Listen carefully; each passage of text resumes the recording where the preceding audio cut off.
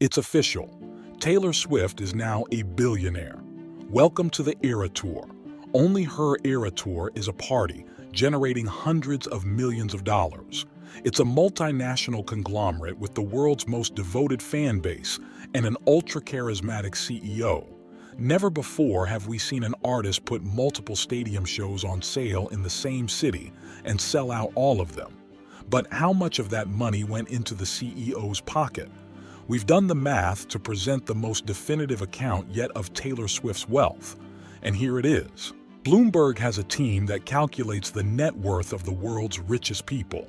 It's based on careful calculation and analysis of all their income and assets.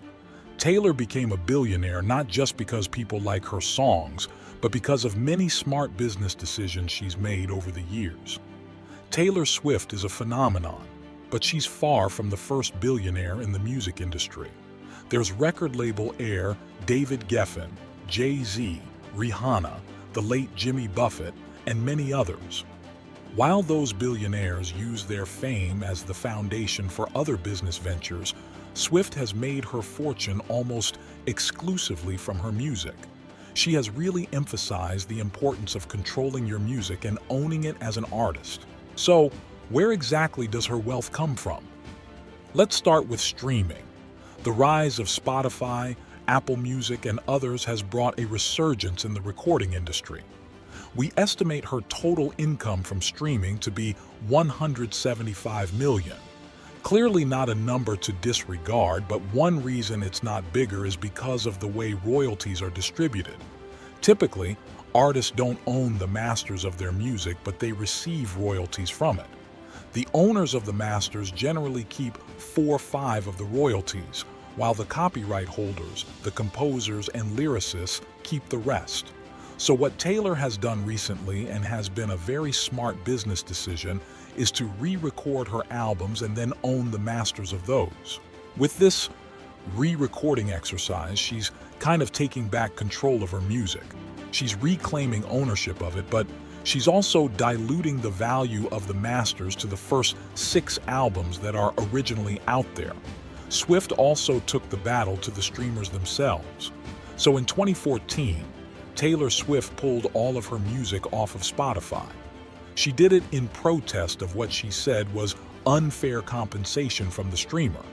That gave her the upper hand when she renegotiated her rates to join Spotify again in 2017.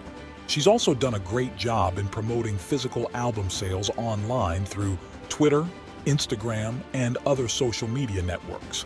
So fans have an incentive to buy physical records. She's leveraged social media and kind of connecting with fans, getting to know them on a personal level, sharing information about herself, kind of creating this intimacy, which has created this really powerful fan base who connect with her.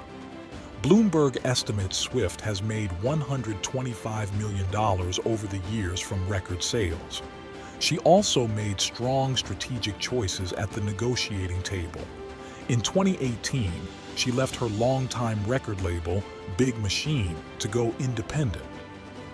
She negotiated a new contract with Universal Music Group in 2018 that allows her to take a larger share of the royalties. The biggest part of her earnings is undoubtedly her concert revenue. Taylor Swift's concerts have generated at least $1.6 billion, and that is only ticket sales. That's not including merchandise.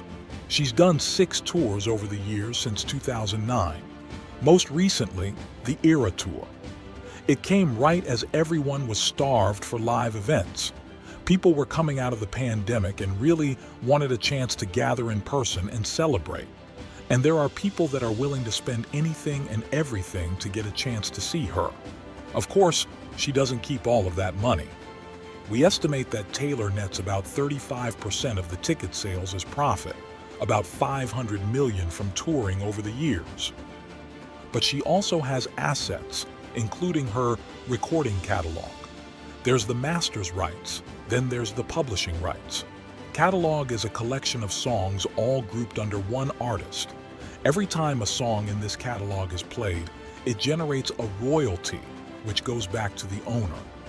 Swift doesn't actually own the first 6 albums of her catalog. It's now owned by a fund called Shamrock Capital. She's re-recording those albums, meaning she'll get both more streaming revenue and a more valuable catalog. We estimate that her catalog is worth about $400 million. Then, of course, there's her actual property. That includes a condo and an estate in Nashville, an estate in Los Angeles, a large apartment in Tribeca in New York City, as well as a summer house in Rhode Island. The Rhode Island property is interesting because it's not really a typical haunt for celebrities or pop stars. It's an old world, sort of old money part of the country, but it is kind of in keeping with Taylor Swift's image of the sort of girl next door, a little bit of a homebody.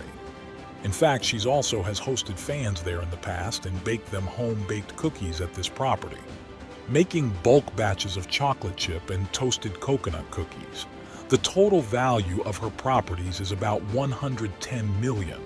Subtract her expenses, taxes, staff costs, and so on, and you get a net worth of $1.1 billion.